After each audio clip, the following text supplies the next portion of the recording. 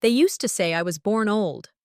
She came out frowning, probably worrying about her college loans, my dad once joked at a 4th of July barbecue. I laughed with everyone else, but there was a bitter truth folded inside that line. At 33, working back-to-back ER shifts, never calling in sick, always the one to stay late, I was living proof that some daughters grow up too fast and never get to slow down. Fresno doesn't forgive heat or exhaustion, but I got used to both. The air conditioning at the hospital only worked in bursts, and by my second shift in a row, my scrubs clung to my skin like a second obligation. I hadn't eaten since the morning before, but I'd taken a half-dozen patients from triage to trauma, juggled 2 code blues, and sat with a dying woman whose family hadn't made it in time. I stayed. I always stayed. When San Diego offered me a promotion last year, I didn't hesitate to decline. "Mom and Dad need me close," I told Darcy. "What kind of daughter runs off when her parents are in their 70s? She didn't argue. We both knew the answer they had raised me to believe.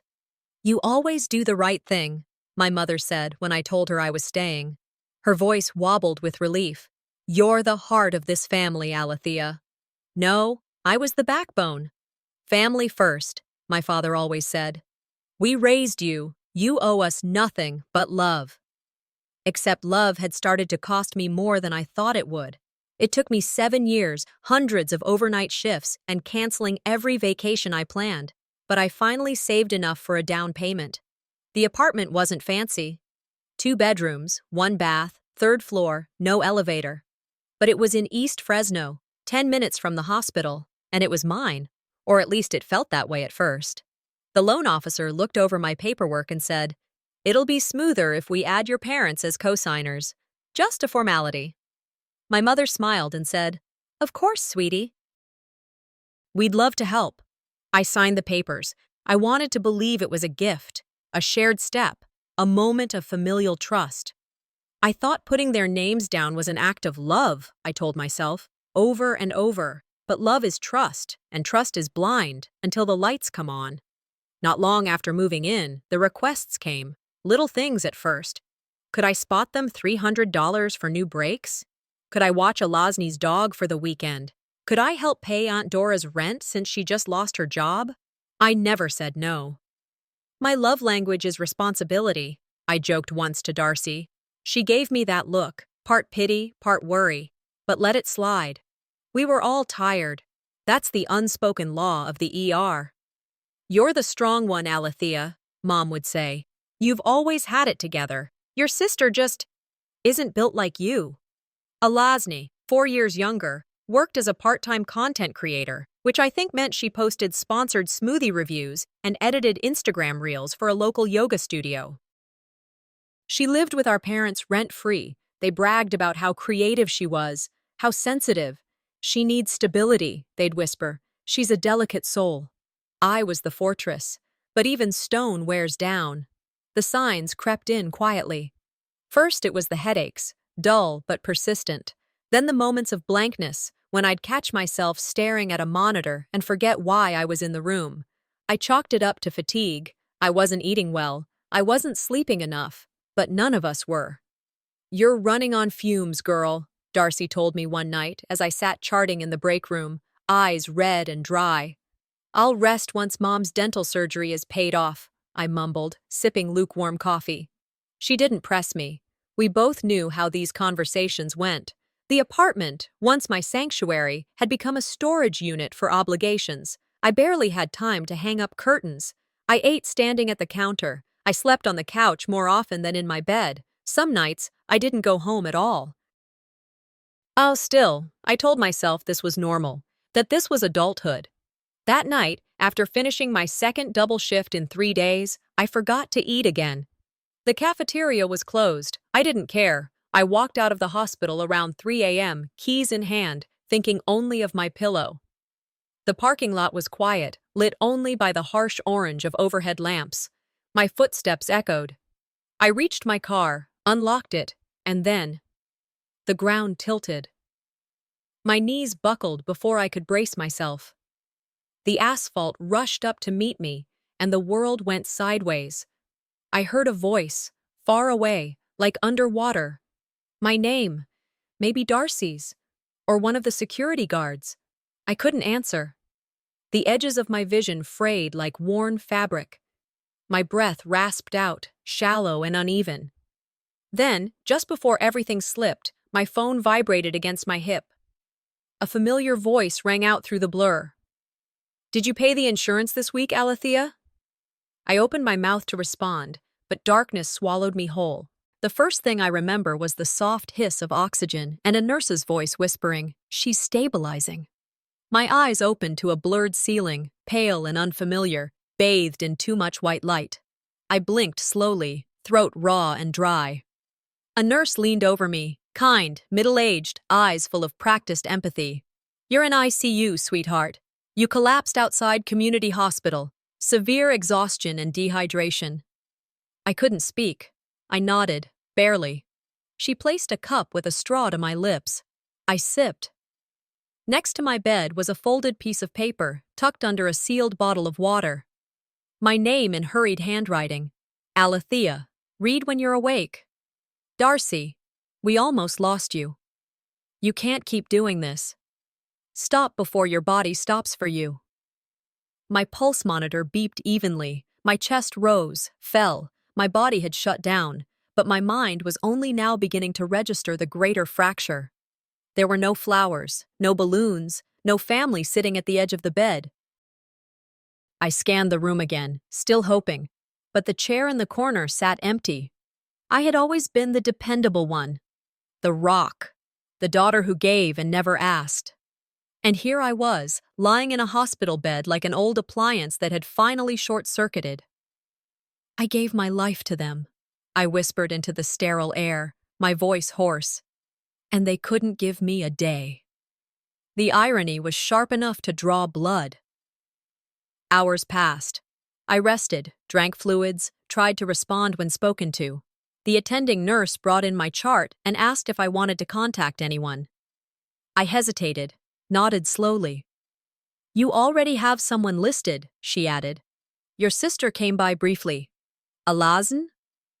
I stared at her. "Alazan?" The nurse smiled, oblivious. "She signed some forms, said she was your emergency contact." I shook my head. "No, that's not—" I never put her name down. "Well, she knew your full name, birth date, insurance provider. Security cleared her." I didn't speak. I just turned toward the wall and let the silence swell. Somewhere between betrayal and disbelief, a dull ache bloomed behind my eyes. Later that afternoon, my phone buzzed on the tray beside me. I hesitated, then unlocked it. 32 missed calls. None from Mom, none from Dad, none from Alazan, one from Darcy. I texted her back with trembling fingers. "Still alive? Barely. Come when you can." She arrived 2 hours later with clean clothes, unsweetened iced tea, and her usual ability to read my expression before I spoke. "You look like you've been hit by a bus," she said, sliding the tea into my hand gently. "And I mean that lovingly." "Feels about right," I replied, voice scratchy. "Thanks." Darcy sat beside me, unzipping her bag. "Got you leggings, a soft tea, and—" She hesitated, then pulled out her phone. "I wasn't sure if I should show you this." I looked up. She tapped, turned the screen toward me. TikTok. The video was already playing. Alazan stood in what used to be my living room. Same couch, same rug, the lamp I bought from the clearance bin at HomeGoods still standing behind her. She was surrounded by pastel balloons and tiny cupcakes. "Grateful for my family for making this possible," she said, eyes glassy, voice soft and practiced. "I finally have a place to breathe." Cheers erupted in the background. "To Celine's place!" someone shouted. I blinked. "Celine's place?" Darcy nodded. "She tagged it. That's the new name." My mouth was dry again. "She's throwing a party in my apartment while I'm in the hospital." Darcy didn't answer. She didn't need to. I watched the video 3 more times. The comments rolled in like waves. "You deserve this, Queen. So happy for you. Family support is everything." No one asked whose apartment it was before. No one mentioned me. "They're celebrating," I murmured. "Yes," Darcy said carefully. They're celebrating what they stole. It wasn't just the physical space, it was the idea, the narrative, the symbolism. I had worked double shifts for 7 years to earn a down payment, skipped every personal indulgence, and handed over my last emergency key in good faith. And now I was a footnote in my sister's fairy tale. I couldn't look away. Comment after comment from people I knew, cousins, aunts, old neighbors, praising Alazni's resilience, her growth, her journey. Aunt Miriam wrote, "You've overcome so much. We're proud of you." I scoffed. Proud of what? Smiling in front of someone else's curtains? She was always the flower, I said quietly. I was just the gardener. Darcy sighed. What do you want to do? I don't know yet. My fingers gripped the phone tighter. But I know what I won't do. I won't disappear. We sat in silence, the kind of silence that buzzes with unsaid words. That evening, as dusk settled over the window behind me, my phone rang. Mom, I muttered, reading the screen. I answered. Hi, sweetie, she said, tone light. I heard you're awake. How are you feeling? I'm in the hospital, I replied, flatly. I know, she said. Darcy texted me. I was going to stop by, but you know how things get. Alazni's moving in took more work than expected. My stomach turned. You gave her my apartment, I said, voice low but steady. There was a pause. Then she said, as if she were soothing a toddler, Don't be upset. We had to do what's best for Alazin. I'm your daughter. You're strong. She's not. She needed it more than you. Something inside me, something tightly wound and always compromising, unspooled. I didn't yell. I didn't cry. I just hung up. Then I stared at the ceiling, letting the weight of the moment sink into my chest like wet cement. That day, I realized I was no longer their daughter. I was their donor. The morning light in the hospital didn't feel like comfort. It poured through the blinds in rigid bars, falling across the linoleum like judgment. I lay still, staring at the ceiling, hearing the machines beep in rhythm with a body I barely recognized as mine anymore. The silence in the room wasn't peaceful. It was hollow, like something had been scooped out of me and forgotten. A nurse came in with a clipboard, her shoes squeaking on the floor. Good morning, Alethea, she said gently. Vitals check. I nodded and she wrapped the cuff around my arm, her hands warm but mechanical. Do you want us to call anyone for you today? She asked without lifting her gaze. I smiled thinly. No one's coming.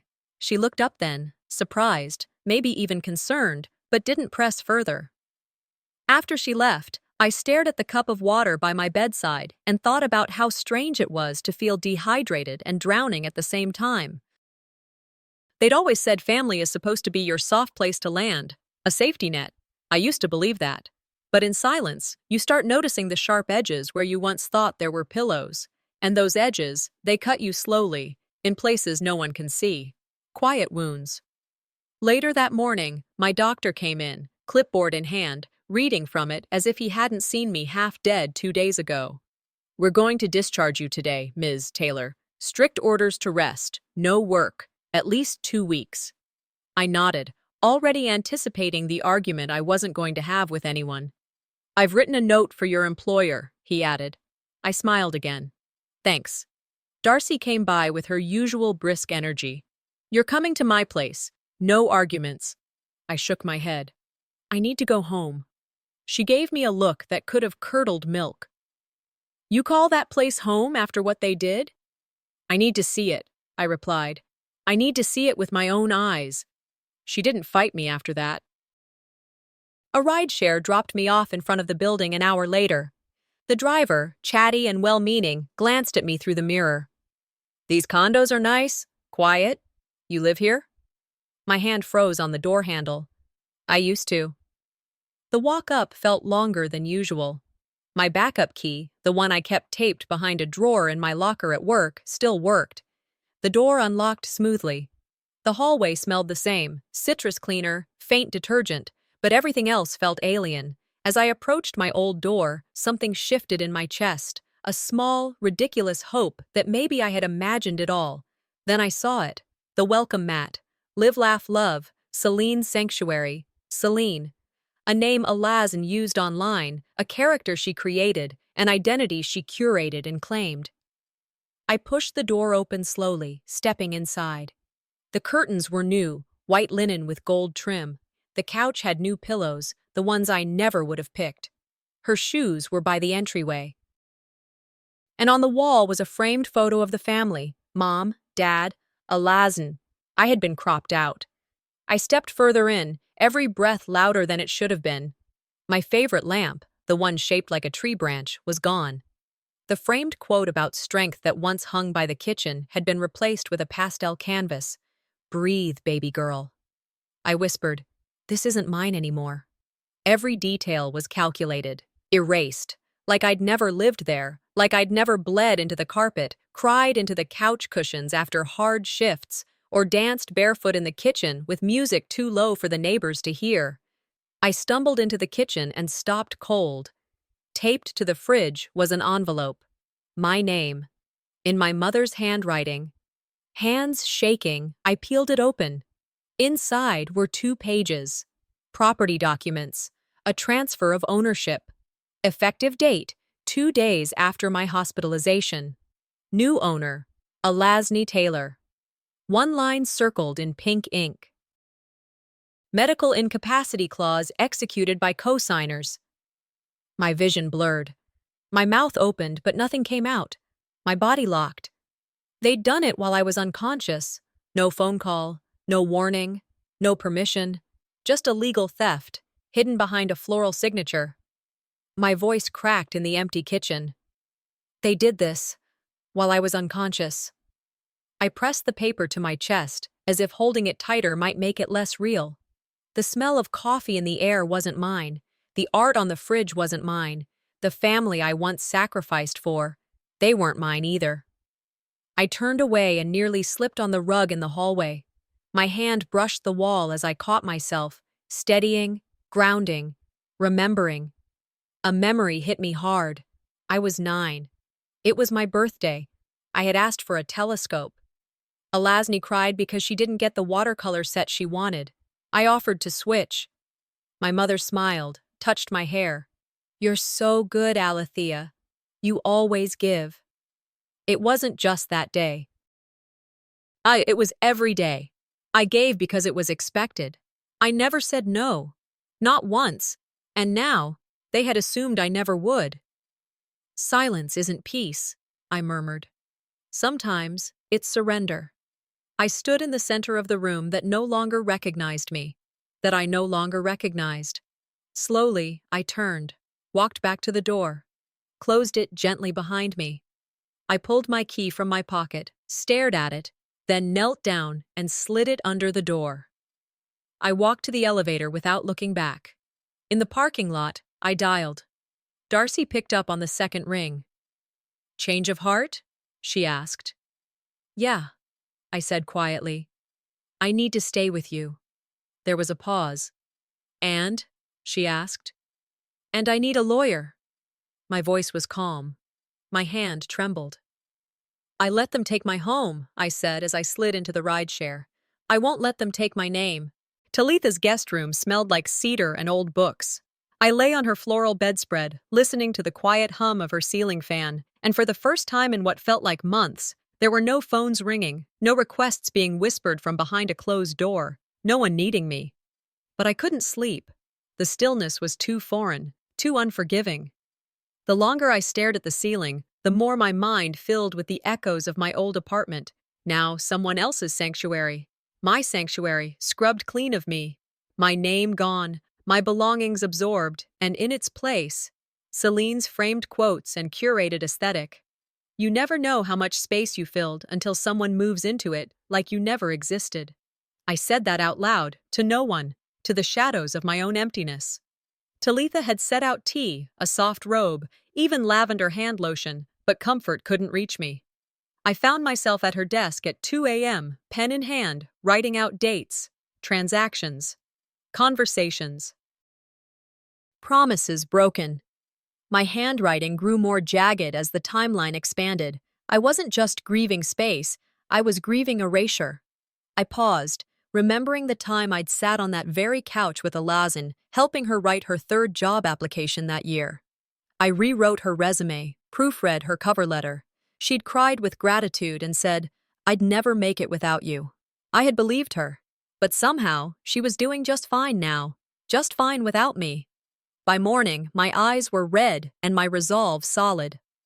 I returned to the building that had once held my life in its walls, head held steady, emotions locked tight. I told Talitha I needed to pick up the last of my mail. She offered to come, but I told her no. Some things I needed to do alone. As I approached the gate, a woman walking her terrier smiled brightly. "Oh, are you Celine's cleaner?" I froze. "Excuse me?" She gestured toward the door I used to unlock daily. "The girl in 3B. Celine." She mentioned she had someone coming to pick up a few boxes. I managed to keep my tone steady. "I'm her sister. This used to be my apartment." The woman blinked, smile fading slightly. "Oh, my mistake." I didn't correct her again. I just walked away, my pulse hammering in my ears. Laughter echoed behind me, and I couldn't be sure if it was meant for me. But it didn't matter. It still burned. "They didn't just take my apartment," I whispered later to Talitha once I returned. "They took my identity." She didn't offer platitudes, just sat beside me, hand over mine. "You're not crazy," she said softly. "You're just finally seeing them clearly." That night, I made the decision. I called my parents the next day, said I was coming by, told them I needed to talk. The voice on the other end sounded almost relieved.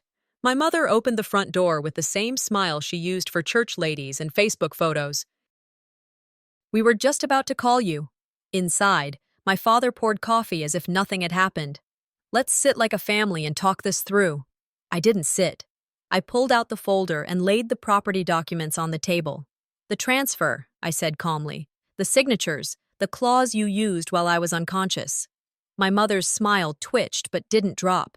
"Sweetheart, we knew you'd be okay. You always are. But Celine, she's fragile. She needed that stability." My father nodded, adding, "You're tough, Alethea. You'll bounce back." She needed a win. I stared at them. "You've mistaken resilience for permission," I said, quiet but sharp. They blinked, stunned that I wasn't crying, that I wasn't pleading. "I've given you decades," I continued. "Skipped vacations, covered emergencies, paid bills that weren't mine. I drove across the city to help Alazin avoid panic attacks, proofread her excuses, cleaned up her messes. And still, the moment I couldn't speak for myself, you took what I hadn't offered." My mother opened her mouth to speak. I raised my hand. "No. You saw me as strong, so you kept breaking me, because you knew I'd never break you." My voice cracked slightly, but I didn't cry. I stood. "I'm done." I walked out, not bothering to finish the coffee they had poured as a distraction. Back at Talitha's, I sat down and opened my laptop. I drafted a legal letter, revoking access to any and all accounts, emails, bills. I called the building management, submitted a notarized copy, changed all my passwords, canceled every service that still connected me to them, started opening solo accounts. It was administrative work, yes, but it felt like freedom in file form. The final act? I wrote a letter. "To the daughter you forgot you had." It was short, cold, final. I printed it, sealed it in an envelope, and drove to their house. I didn't ring the bell. I just slid it under the door and walked away. As I pulled out of the driveway, I looked in the rearview mirror, not to check for traffic, but to look at the house one last time. That day, I said aloud, I didn't lose a family. I lost the illusion of one. I was sitting on Talitha's back porch, sipping the coffee she brewed in that ancient stovetop percolator, when my phone buzzed. I glanced at the screen. A text from Marisol, one of the nurses I worked with. "Is it true? You're suing your sister?" I stared at the message, confused, nauseated. Talitha noticed my face before I could even respond. "What is it?" Instead of answering, I opened Facebook. There it was, a public post, a long, carefully worded letter from Alazin, no, from Celine, the carefully curated identity she used for anything public-facing. She had even chosen a sepia-toned photo of herself holding a mug, wrapped in a throw blanket like she was about to read poetry by a fireplace. The caption began, "This is not how I wanted to share my truth." She called me controlling, vindictive. Accused me of weaponizing legal action against her while she was finally building something of her own. She claimed she was relying on family for support and that she never imagined it would be used against her like this. I scrolled further. People were commenting, dozens of them, some strangers, some extended family, some coworkers. "You deserve peace." She's always been jealous. "Some people can't stand to see you thrive." Then I saw it. My name, Alethea Taylor, tagged alongside Community Hospital, Fresno ER. She had outed me, without context, without facts, and without any hesitation. "They're calling me heartless," I whispered, scrolling. Talitha leaned over, eyes narrowing at the screen. "She's trying to make you into a villain." I nodded slowly. "And people are buying it." I wasn't angry yet. I was stunned. Shock always came before rage in me. It simmered, then boiled. Right now, I was still somewhere between disbelief and betrayal. "It's easy to paint someone as cruel," I said, my voice low, "when they finally say no." I couldn't just sit with this. I called Talitha into the living room and pulled out the folder I had started keeping. Bank records, receipts, screenshots, texts. "I need to go back. Farther. I want to see all the transfers I've made to Alazan over the years." We logged into my online banking, printed statements, scanned through PayPal history, Venmo notes, quick pay messages, car battery, $280, rent shortfall, $450, therapy sessions, $600, groceries, medical bills, new laptop, gas. Over 3 years, the total passed $18,000. $18,000 I had poured into her life like water into a vase, assuming the flowers were real. She had a personal savings account, untouched, accruing interest. "I didn't help her," I said, mouth dry. "I enabled her." Talitha looked at me with that fierce auntie stare, the kind that cut through shame before it bloomed. "You didn't fail," she said firmly. "You trusted. That's not the same." At work the next morning, Darcy caught me in the supply room. "People are talking," she said without preamble. I nodded. "Let me guess, about my sister's post?" "She made it look like you're trying to ruin her life." Darcy's jaw clenched. "You've saved lives in this hospital. You've saved her life. And this is what they're running with?" "I haven't even said anything publicly," I said. "Not one word." Darcy folded her arms. "The truth doesn't travel as fast as drama." I smiled tightly. "Then maybe it's time I help it along." I spent my lunch break collecting screenshots, every message, every comment, every misrepresentation. I wasn't ready to respond yet, but I would be. That evening, I got a DM from my cousin Rebecca. "I don't understand how you could take her to court.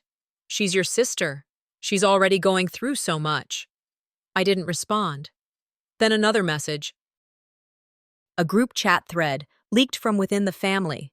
I read every line, slowly, carefully. "She's always been cold. She acts like she's better than us." Of course she'd do this now. Timing was always her thing. She probably wants to punish her parents for not praising her enough as a kid. One uncle even wrote, "Let her throw her tantrum. When she's done, we'll still be the ones who show up for Celine." I didn't cry. I took a screenshot, then another. Every attack, every passive-aggressive jab, every dishonest retelling. I saved it. "If they're going to call me the villain," I whispered into the empty room, "they'll have to spell my name right in the lawsuit." After dinner, I opened a blank document on my laptop. Title: To Those Who Think They Know Me. It wasn't long, but every word was precise, sharpened by months, no years, of being silenced. I didn't name-call. I didn't rant. I told the truth, what I'd given, what I'd endured, what I'd lost. I ended with this. "You called me ungrateful, but I was only ever obedient. You called me cold, but I was always just tired. You called me selfish, but I only stopped giving when there was nothing left. You made me wear the mask. I just stopped holding it up. I didn't post it, not yet. I saved the file. Named the folder. Evidence, not emotion. They want a villain? I said, closing the laptop. Fine, but this one keeps her receipts. The cafe was one of those trendy little places where the walls were lined with reclaimed wood and the lattes came with hearts drawn in foam. I kept my head down as I walked to the counter, gripping the paper bag Talitha had packed for me. Behind me, the door jingled as it closed. The barista smiled too brightly. Everyone smiled too brightly. I ordered chamomile tea, more out of habit than craving, then sat at a table near the corner. I pulled my hoodie up slightly, trying to disappear into the reclaimed wood. The hushed buzz of the room faded in and out like waves. Then I heard it. 2 voices near the back. She's the one who tried to evict her sister, right? Yeah, real piece of work. The one with the lawsuit. My hand clenched around the paper cup. My name wasn't spoken, but I could feel the weight of it hanging in the air like smoke. They rewrote the story, and I wasn't even in the room to correct it. Talitha arrived 5 minutes later, sliding into the seat across from me with a grace only age could refine. She didn't ask how I was, she just looked at me. Really looked. You're bleeding, she said. Not from wounds, but from silence. I let out a small breath. I need to see a lawyer. Today? I nodded. I need more than emotions. I need validation. Something legal. Something that makes sense. By early afternoon, we were seated in a tidy office lined with framed degrees and quiet authority. Imogen, a woman in her early 40s with a steady tone and hair pulled back so tight it looked like it never dared move, listened to me without interruption. I showed her everything: bank transfers, the property documents, screenshots of Alasni's posts. I ended with a quiet sentence. Deed. They used my coma to take everything. She asked me one question. Did you ever sign over power of attorney? No. Did you ever give written consent for them to act on your behalf? Never. She leaned back. You have a case. Civilly, for sure. Possibly criminally. But it's going to take time. You need to be ready. I nodded. I'm ready.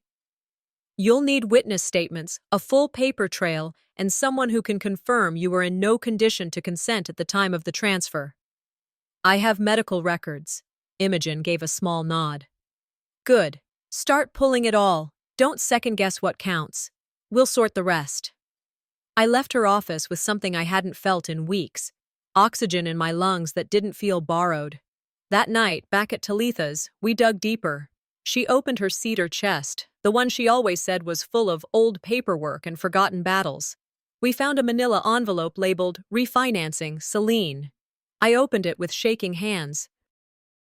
Inside was an altered version of the apartment title, My Apartment.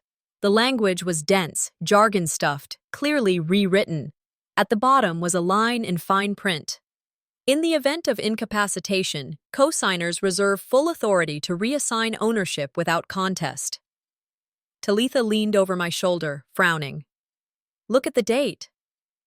2 days after I collapsed in the hospital parking lot. They used my silence, I murmured. They made it look like I agreed because I couldn't say no. Talitha said nothing for a moment, then softly added, In this country, what you don't sign can ruin you just as much as what you do.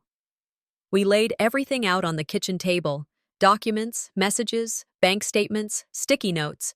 I used 3 colors: pink for betrayal, yellow for key dates, green for legal relevance. The board began to fill with connections. The more I looked, the clearer the pattern became. Every time I gave, they took. Every time I trusted, they twisted. Every time I stayed silent, they filled in the blanks with their own version of me. One line echoed in my head like a hymn. Manipulation wears the face of concern when it needs to silence you. It was nearly midnight when the email came. Subject: Can we talk without lawyers? From Alasn. I clicked, half expecting a trap. The message was short. Alethea, you're making this bigger than it has to be. I don't want this to turn into something permanent. Can we fix it as sisters? No lawyers, just us. No apology, no ownership, just a plea to make it disappear. I stared at the screen for a long time. Then I forwarded the email to Imogen. She wanted to fix it quietly, I whispered to myself. But she broke me loudly. The message came from Marisol at 9:12 on a Saturday morning. I was sitting at Talitha's kitchen table, eating toast I didn't want, when the phone buzzed. "Hey, you need to see this." She didn't include a link, just a screenshot. The thumbnail said it all. My Journey to Independence, Celine Taylor's story. I tapped it with a finger that didn't feel like mine. The YouTube video opened with soft piano music and muted lighting. There she was, a Lawson, curled on the same couch I once collapsed on after a 14-hour shift, wearing a cream sweater 2 sizes too big, hair styled into an effortless bun, eyes already watery before she even spoke. "I've been through a lot these past few years," she began, her voice thick with emotion. "But I finally found peace." She gave a sanitized version of our family story. No names, just insinuations. A sister who always doubted her, who tried to take everything when she finally found her footing. She called our parents the only ones who believed in her when no one else did. And then the comments rolled in like an avalanche of unfiltered sanctimony. "Your sister sounds toxic. You're better off without her. Cut the negativity. Protect your peace. You're so brave, Celine." I stared at the screen, jaw locked so tightly I thought my molars might crack. "They don't know me," I muttered. But she gave them aversion to hate. Talitha didn't say anything for a moment, then quietly offered, "In the age of social media, whoever tells the story first gets to be the hero." That afternoon, I stopped by the pharmacy to pick up my blood pressure medication. The clerk pulled up my file, brows furrowing. "I'm sorry, Ms. Taylor. Your coverage isn't validating. Says your residential address is flagged." "What?" I blinked. "That doesn't make any sense." He turned the screen discreetly. "You're not listed at the address tied to your plan anymore." "System says it was updated 3 weeks ago." My voice dropped. "And who exactly changed that?" He shrugged. "We just go by what the insurance company sends." In the parking lot, I called my provider, waited on hold for 27 minutes. "Ma'am," the rep finally said, "your account shows Celine Taylor as the current primary contact. She filed a residency verification and assumed the correspondence for your Fresno address. That's why the system flagged your file." What? "You're listed as a secondary. We assumed the arrangement was intentional." I hung up before I could scream. She didn't just take my home. She made me disappear. That night, I sat in Imogen's office, trembling fingers passing over every document I had printed that week. Change of address confirmations, healthcare account access logs, even my credit score, which had inexplicably dropped 60 points. "You're being erased by design," Imogen said, tapping her pen against the affidavit form. "This isn't negligence. This is identity interference." I nodded slowly, the rage simmering past the point of containment. "I want to file everything," I said. "Everything. We'll start with affidavits to block further data alterations. Then we'll handle utilities, Social Security filings, anything she touched." I stared out the window, voice flat. If I'm a ghost in their story, I might as well haunt them with truth. Later that night, I re-watched Alazni's video. This time, I listened not to what she said, but how she said it. The line that cut deepest was simple, calm, almost whispered. "My family never believed in me, except Mom and Dad." That was the moment I knew her tears were currency, traded for sympathy. The comment section was still growing, each line of text like a dagger. "You're better off without people who envy your peace. Not all siblings are meant to be close. Stay strong, Celine. You're doing amazing." I checked my email. 10 new messages, half from people I barely knew. One read, "You disgust me." Another, "Rot in hell, greedy witch." Darcy called me around midnight. I didn't answer the first time. On the second ring, I picked up. "Please tell me you're not reading the comments," she said. "I'm not." Lie. "You don't need to fight fire with fire," she said, voice soft. "But you do need a damn good extinguisher." I opened my laptop. Created a folder titled Rebuttal File. Inside, I started a document. Timelines, screenshots, transfers, legal citations. No feelings, no rants, just facts. I'd been polite. I'd been patient. Now I was going to be precise. The next morning, I met Imogen at her office again. She had coffee waiting. "You look like someone ready to burn the place down," she said dryly. "I want everything documented," I told her. "Every utility change, every lie, every post. I don't want to miss a single thread." She nodded. "We'll file impersonation. Defamation, too." Then she paused. "Do you want to go public with your side yet?" "Not yet," I said. "But when I do, I'm not leaving room for a sequel." The document had been sitting on my desktop for 3 days, staring back at me like it had a pulse. "This is my story, not yours." That was the title. No quotes, no decoration, just plain, honest words. I'd built it from my bones. Every screenshot, every transaction, every message that tried to silence me was there. I read it again that morning, sitting at Talitha's kitchen table with the sun pouring in like a spotlight. I wasn't sure I wanted. My hands hovered over the mouse. I wasn't scared, just tired of being careful.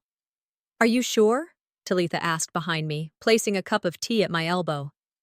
"I don't want revenge," I said, staring at the screen. "I want the truth to stop hiding."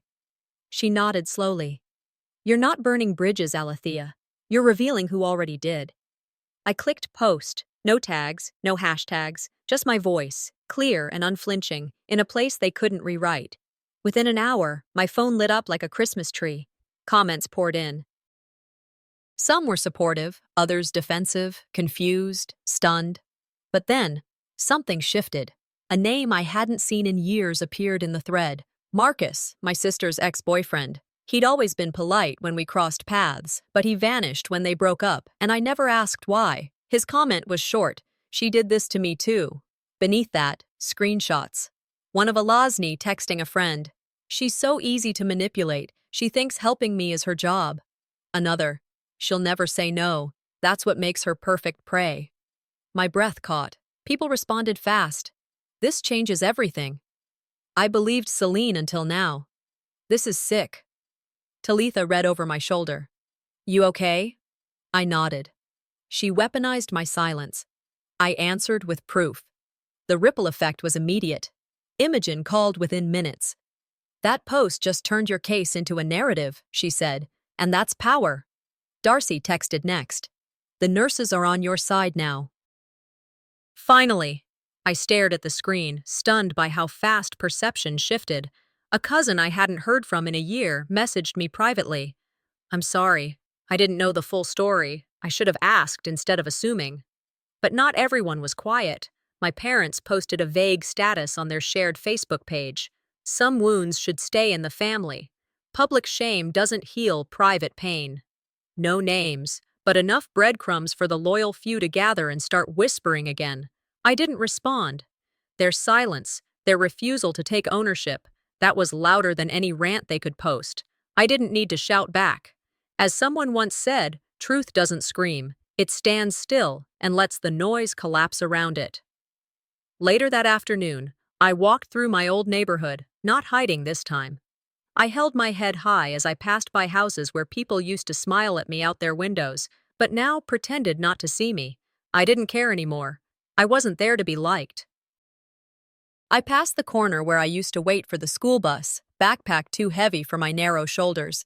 I remembered how many times I was told, "Don't cause drama, Alethea. Keep the peace."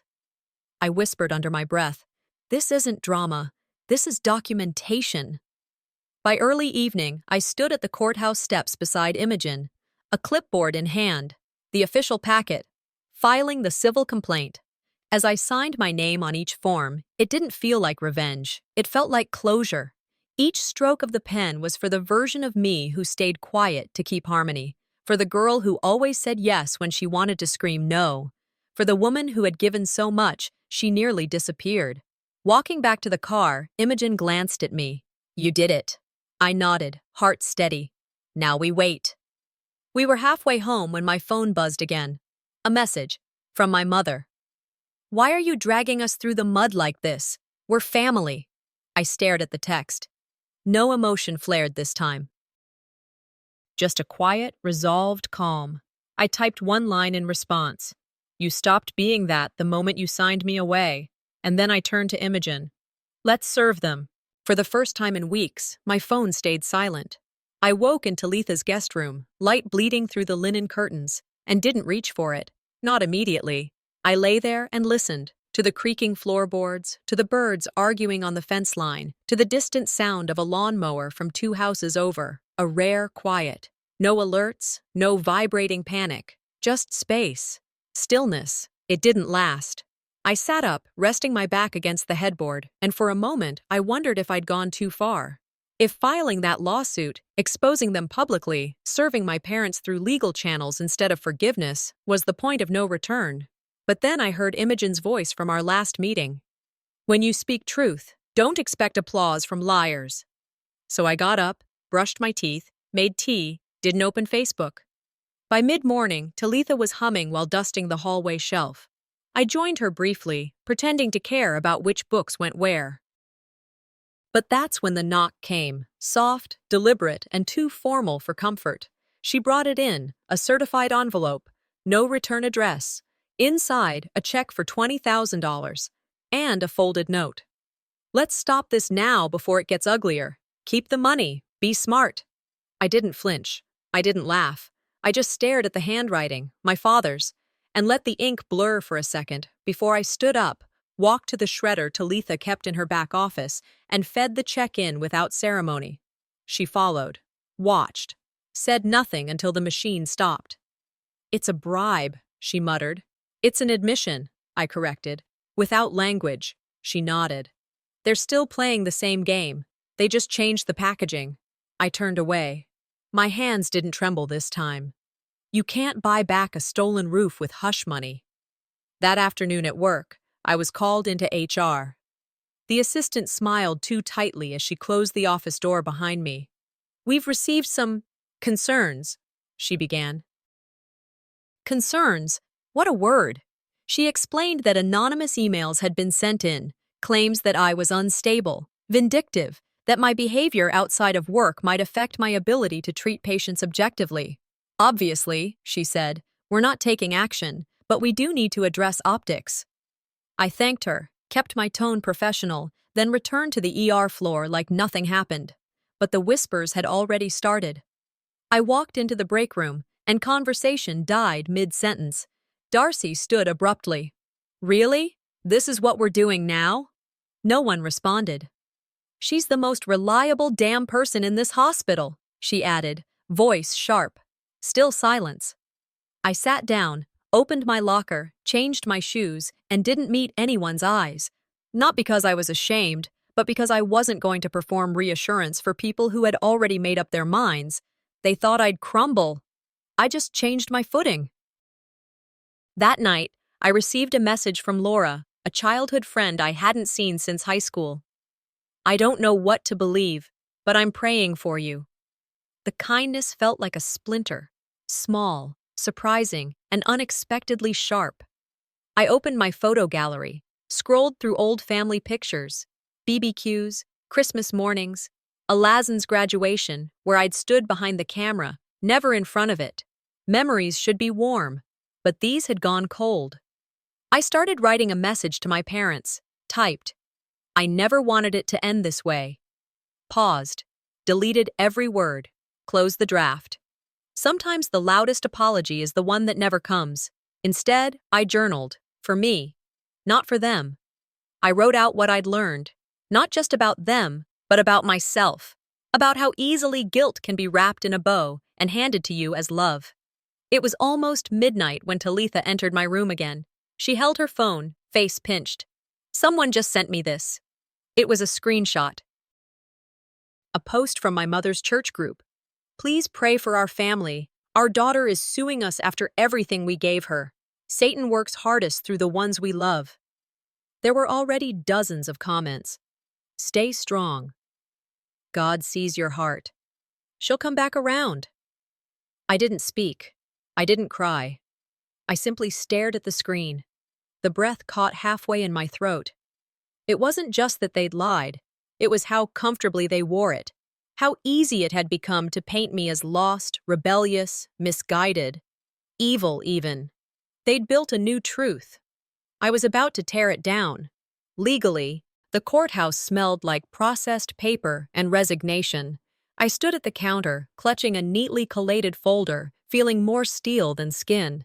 Imogen was beside me, calm as ever, her blazer perfectly pressed, her posture stiff with purpose.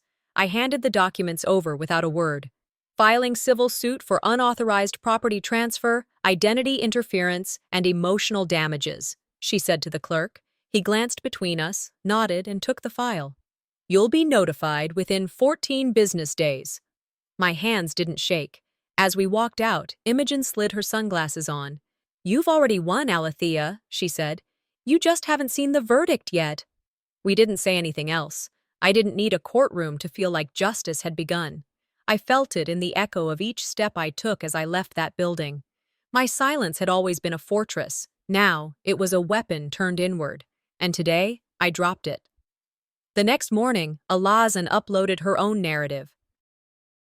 10 minutes of soft lighting, a tearful voice, and a script pulled from every "sorry you feel that way" influencer apology on the internet. I never wanted this to be public, she said, eyes glossy. It's just been a misunderstanding. Family stuff that spiraled. She went on to call me deeply hurtful, accused me of weaponizing trauma, and closed with the worst line of all. I still love her. I just don't know who she's become. The comments were exactly what you'd expect. You're so strong, Celine. She's jealous. You rose and she couldn't handle it. Family trauma is real. You're allowed to heal. Then, like clockwork, my inbox lit up again. People telling me I was bitter, that I should be ashamed, but they hadn't seen what I had. I uploaded a 2-minute video. No commentary, no voiceover, just a screen recording of a group chat between Alazne and 2 of her friends. In it, she laughed and typed, "Watch her crumble when this goes up." She won't see it coming. I didn't add anything else. I let it speak. The shift was immediate. People who'd blindly defended her returned with, "I had no idea," or, "She really said that?" One comment said, "You can cry on camera, but truth plays better in HD." I screenshotted it, saved it. Later that day, while reviewing some of my cloud backups for the lawsuit, I found the Ring camera footage. The timestamp was exactly 2 days after my collapse, the same date listed on the property transfer. The video showed my mother at the door of my apartment, spare key in hand, talking to a locksmith. There was no hesitation. She unlocked the door like it belonged to her, waved Alazan inside, and began pointing toward my bookshelf. Imogen added it to the case file the next morning. "This is intent," she said. "This isn't just manipulation. It's premeditated. And your sister knew." I watched the clip again that night.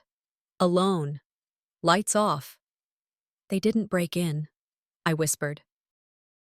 "They just walked in, like they always did." And for once, the evidence screamed louder than their excuses. A week passed. Community posts trickled in. Some people apologized. Others admitted they'd believed the lie because it was easier than accepting they were wrong. Darcy set up a GoFundMe to help with legal fees. I didn't ask her to, but she did it anyway. Donations came in quietly. One was from a nurse I hadn't worked with in 3 years, another from a patient's daughter. "They wanted to make me small," I wrote in my journal, but I became undeniable. Talitha hugged me after reading a comment defending me from a former neighbor. She never raised her voice, she just kept receipts. "This," she said, squeezing my shoulders, "is the real family now." Then, Imogen called. "The court has set a hearing," she said. "It's official. Date's locked." I printed the notice, pinned it on Talitha's kitchen corkboard, and stared at it for a long moment. It felt final. Not like the end, but like the line that meant there would be no turning back. That night, I got a text from my father. "You really want to do this to your mother?" I didn't respond. I didn't need to. She'd already done it to me. I chose a simple black suit, no jewelry, no makeup. I didn't need decoration. What I needed was presence, authority. I stood in front of Talitha's hallway mirror and straightened the collar one last time, then turned and picked up the folder I had prepared. No weight in the world matched the kind that comes from truth you can finally carry in both hands. Talitha was already waiting by the car. She didn't say much on the ride, just hummed softly to something old and bluesy on the radio. The courthouse loomed ahead, tan and cold against the Fresno sky. I wasn't seeking vengeance anymore, I thought. I was demanding acknowledgement. Security was tight but forgettable. My name was called over a speaker that crackled with indifference. I stepped inside that courtroom, one I never thought I'd enter as a plaintiff, and scanned the benches. There they were. My mother sat with her purse clenched like a shield, eyes downcast. My father stared straight ahead, tight-lipped. Alazan scrolled her phone with studied detachment. Not one of them looked up. Flashback, 10th grade. I stood in the school auditorium, clutching a debate binder, waiting to argue a side I didn't believe in because I was good at making a case. Today, though, I didn't have to pretend. This time, I believed every word. Imogen opened. Calm. Clear. She walked through the timeline, outlined the property transfer, the forged updates, the medical manipulation. The judge nodded occasionally, jotting notes. Then it was my turn. I stood. My heart didn't race. My voice didn't shake. Your Honor, I said, this isn't just about an apartment or a name on a title. It's about the kind of theft that doesn't leave broken windows. It leaves broken people. I took a breath. They didn't just take what I owned. They took who I was. They used my silence. They dressed it up as agreement. I paused, looked right at them. Silence doesn't equal agreement. It equals survival. My mother fidgeted. My father blinked. Alazan didn't look up. I turned back to the judge. They knew I wouldn't fight because I never had before. And when I couldn't speak for myself, they decided that meant they could speak for me. When I sat down, Imogen didn't nod or smile. She just placed her hand briefly on top of mine. That was enough. Recess was called. We stepped into the hallway, and that's when a woman I didn't recognize walked toward me. Excuse me, she said. Are you Alethea? Yes? I'm Marcia. I used to go to church with your parents. You wouldn't know me, but my cousin? They did this to her too, in 2004. I blinked. She didn't fight back, Marcia continued. She just walked away and disappeared. You didn't. I didn't know what to say. I finally managed, thank you. She smiled faintly. Sometimes being the first to say no doesn't make you bitter. It makes you the one who finally says enough. She left before I could say anything else. I turned to Talitha, stunned. This isn't just about me, is it? No, she said, but it started with you. Back inside, the judge returned and began reading the judgment aloud. Ruling in my favor, the property was to be returned to my name, a permanent restraining order issued against Alazan regarding legal documentation and impersonation. Emotional distress acknowledged. Court costs awarded. No cheers, no gasps, just paper rustling, pens moving. I didn't smile. I didn't cry. I just breathed. They stood and left first. No eye contact, no apology, just retreat. Imogen gathered the files. This is a win, she said, but it's not healing. I know, I replied. Healing isn't their responsibility. It's mine now. That night, I sat on Talitha's porch with a glass of iced tea and watched the sun lower itself behind the trees. I opened my phone. Deleted my parents' contacts, opened my photo gallery, deleted the last family photo. But one image stayed, a screenshot of the final judgment, the stamp, the seal. My name. I didn't win them back. I won myself back. The apartment was smaller, quieter. One bedroom, a balcony that faced west, and walls painted a warm off-white that caught the afternoon sun like honey on linen.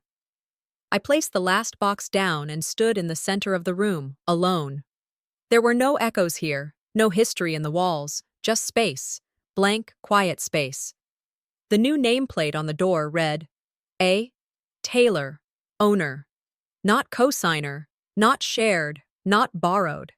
I ran my fingers across the brass plate, its clean edges cool to the touch. I hadn't brought a single item from the old apartment. No furniture, no kitchenware, no pictures of my parents. Everything here was deliberate, minimalist, intentional. Home is not where you grew up, I thought.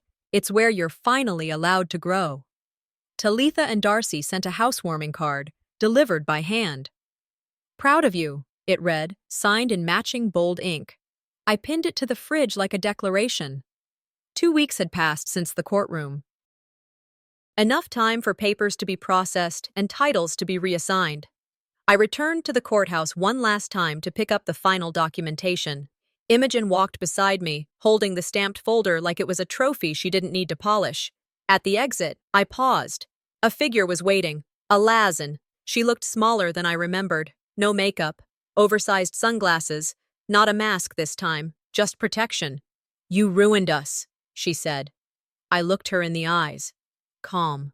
No, you did that when you thought I wouldn't fight. I didn't wait for a response. There wasn't one worth hearing. Back home, I slid the official deed into a drawer and felt the final thread snap loose. That night, I opened an email from my father. The subject line was blank. Your mother's health is declining. Can we talk? I didn't reply. Instead, I printed it, folded it neatly, and placed it into a drawer I labeled Unsent Answers. I'd spent too long explaining myself to people who had never been listening. Now, the silence was mine to use. When you stop begging for understanding, you start gaining self-respect. And I was done begging. I chose not to visit, not out of vengeance, but preservation, not out of hatred, but necessity. The next morning, I walked through the farmer's market downtown. The air smelled like citrus and wildflowers. A young couple passed, hand in hand. An old man in a wide-brimmed hat handed me a sample of honeyed almonds. I bought a single sunflower and carried it home in my hand, tall and yellow and unapologetic. Talitha met me for lunch. We shared grilled cheese sandwiches on sourdough and talked about nothing important. Books, old movies, the way mustard makes a sandwich feel like childhood. I laughed, full belly-deep laughter. A little girl at the next table pointed at me and whispered loudly to her mother, "She looks like a boss." Talitha leaned in and smiled. "That's because you are." That night, I sat at my desk, new, white, and perfectly unremarkable, and began to write again. Not legal documents, not responses, just thoughts. People ask me if I'll forgive them. I say this, I've already done the hardest part. I survived them. I circled a final line in red ink at the bottom of my journal. I am not the villain of this story. I'm the author. I stood, walked to the front door, and locked it. They may have built the house, but I chose the locks.